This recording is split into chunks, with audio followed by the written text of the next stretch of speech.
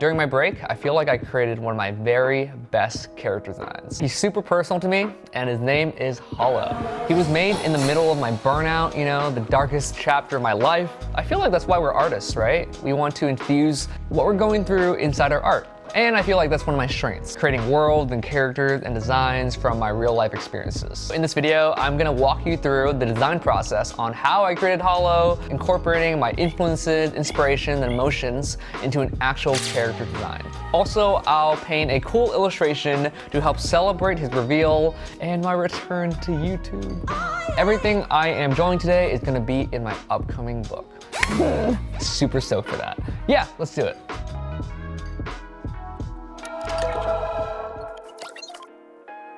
So this is Hollow, and he's part of my big project that's coming out next summer. I was gonna release him like next year. But since I'm currently on my healing journey, you know, fresh from my burnout, I felt like now would be the perfect time to show him.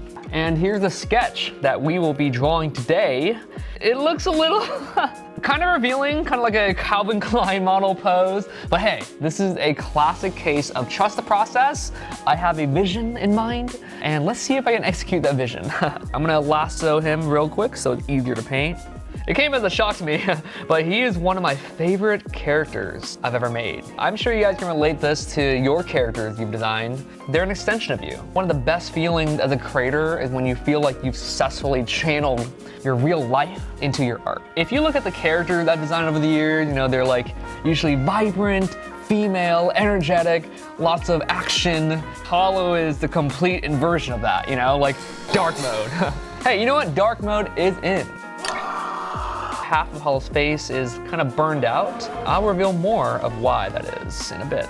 Hollow, in essence, is my dark side. He represents my fear, those darker emotions, my anxieties. If you've been following me for a while, you know that my natural intention, energy, I like to spread positivity, joy, and light, right? I felt like I never really got to embrace the darker emotions. Maybe growing up, I was taught to kind of push those emotions away. They're sometimes viewed as kind of a weakness, like you have to be fixed or something. But when I burnt out and I left social media, I finally got to face all those emotions that I've been running away from. Instead of kind of burying them, I kind of just let them be, like allow the darker emotions to express themselves. These emotions are a part of you, and they're here to serve us. Dang, look at this. Ross, dark mode. He might seem a little evil, you know, a little dark and heavy, but he just wants to be seen. And at the core, he's just a little misunderstood. His color palette is mostly monochromatic, a lot of ash gray, black, a little bit of red, just to get that feeling of being burnt out, a little moody, a little heavy. So I want to show you the very first design of Hollow, and he was created on a Twitch stream in 2021. Here are the other potential names that we had: Chaos, Void, Fate, Whisper. Does anyone else do this sometimes, where they're just like chowing down food, eating unconsciously, watching something like, oh, I ate 3 bags of chips. And then a year later, in 2022, I gave him this concept of like this floating mask that I really loved. This was a kind of a connection to when we're feeling down, you know, submerged in our darker emotions. We still feel like we have to show face and we have to wear a mask and still smile to blend in, right? That's a good tip for creating character, right? Turning your feelings into an attribute. Those are all stuff you can infuse into your character. So say you are really happy and excited about something, you know, you're passionate about something, maybe your character could create fireworks, or maybe their hair could catch on fire when they're mad or excited. Similar to Hades from Hercules. Those are elements you can play with your character to give them some feeling. That's a little bit of process for you, but I'm gonna go back and work my painting a little bit, and I'll check back soon with the next tip.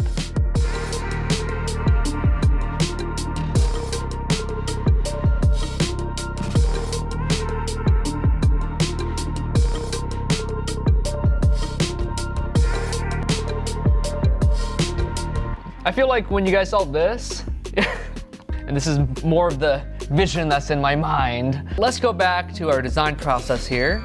We left off in 2022, where I introduced the mask idea, which I loved. And then around here was 2023, 2024-ish. His arm, I thought of this cool idea of this darker energy crawling up his limbs a little bit. And you can see me still trying to keep that mask idea. And this leads me to my next tip: kill your darlings. This is definitely a skill. You know, learning to edit your designs down, keeping the best ones. We've all created those characters before where they're practically invincible, right? They can fly and stop time. They have a sword and shoot fireballs and go invisible. We can't relate to a character who has everything. So as time went on, I had to axe my floating mask idea, which I'm still kind of sad about. Through the natural progression, I started to understand more about who he is as a character, his story, and what I want to say. And even though I loved the mask concept, I discovered another idea I resonate with even more.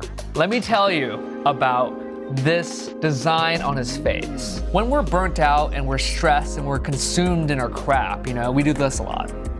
Oh my God, I hate my life. And we put our hand on our face. It leaves a lasting impression. It leaves a scar. So this is kind of connected to that. So learning to edit is definitely a skill, but it can be learned. So if you're ever stuck, just think about which ideas you resonate with most of what you're trying to say, what your story is about, and any ideas you don't use, well, you can save for another character. So I'm gonna keep working on this illustration, and then I'm gonna talk about his powers, tattoos, and abilities.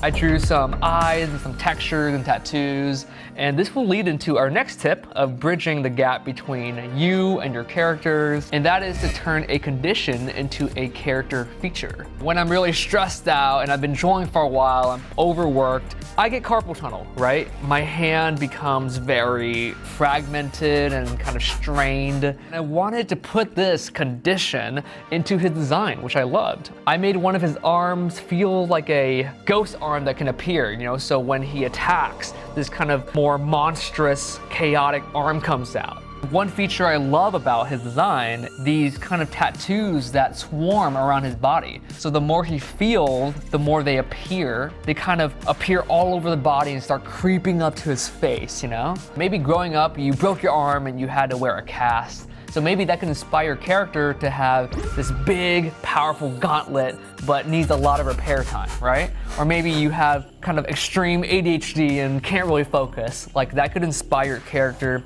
to be some sort of genius hacker who has to wear this technological helmet, and with that helmet can create weapons and items with his mind. There's lots of ways you can kind of infuse a quote-unquote condition into a character feature. I have one more bonus art tip for you, and so I'm just gonna keep working on this and I'll check back soon.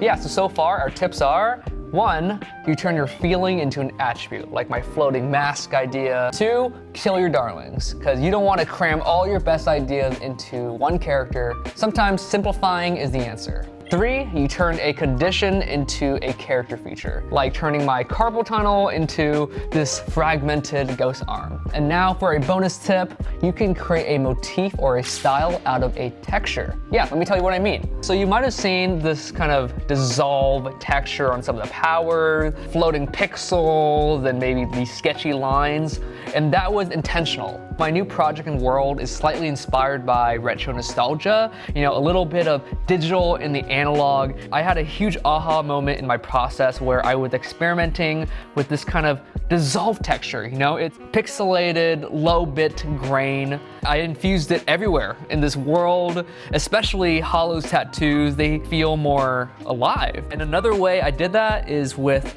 Hollow's ghost arm and his powers. All his attacks are kind of like sketchy, right? So he's not totally solid. So around his design, there's kind of expressive lines, and that gives a little bit of that sauce, you know, that signature look. So for example, if you're inspired by fire, you know, there's the shape of fire is kind of like, right? Maybe that could be part of the character's earring. You'll design hair and the tail ends of it look like fire. In Pixar's recent movie, Inside Out 2, if you look closely at the texture of the emotional characters, these vibrating atoms, almost like stars, and I think they did that on purpose to give that feeling, right? And also the movie Elemental, the main character Ember has this dress. It's not just a dress, but this triangular armored dress. And so make sure you guys don't overlook texture because it can be a key signature in your character's design. I'm finally getting to talk about this project I've been working on for years. There's 9 new characters for the book, and Hollow is one of them. So what do you guys think of Hollow? Let me know in the comments. I'm gonna finish it up and post it on social media. So if you see it, show it some love. And if you wanna see my long form process, I do monthly tutorials on my Patreon, and I have my digital art bootcamp for anyone who wants to take their art to the next level. We haven't color dodged in a long time, and so let's do a quick one.